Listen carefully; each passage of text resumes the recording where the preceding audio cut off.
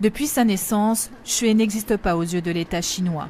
Son crime, être la seconde fille dans la famille Li, Xue est née au moment où la politique de l'enfant unique était à son apogée. En 1993, sa mère ouvrière est licenciée parce qu'enceinte de son second enfant. Le couple Li doit aussi s'acquitter d'une amende de 560 €, une fortune pour ce foyer qui ne gagne alors que 100 € par mois. Les Li ne paient pas, la sanction tombe, pas de carte d'identité pour leur deuxième enfant. Je trouve que je suis vraiment différente des autres de mon âge. Ma vie n'a rien à voir avec la leur. Eux, ils ont une identité, ils peuvent aller à l'école, ils ont des copains, des profs. Moi, je n'ai rien.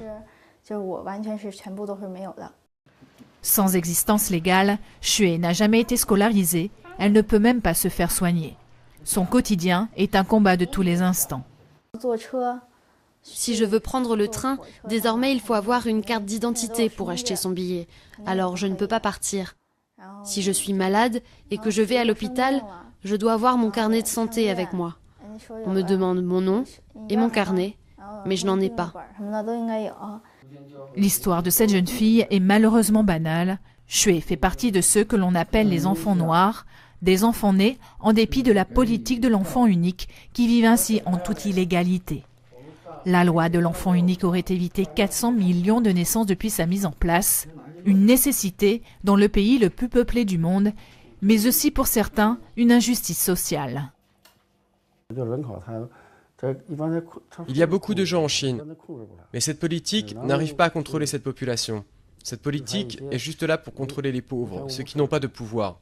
Ceux qui ont de l'argent, qui ont de l'influence, ils peuvent avoir des enfants, ils peuvent payer l'amende, ils achètent leurs enfants. Une injustice et des frustrations qui pourraient à terme menacer la paix sociale.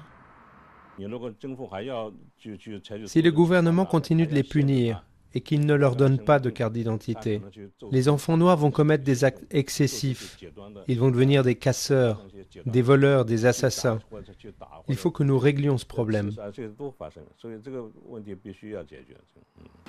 Selon le recensement de cette année, la Chine compte plus d'1,3 milliard d'habitants, et sans compter les millions d'enfants qui partagent le sort de Xue.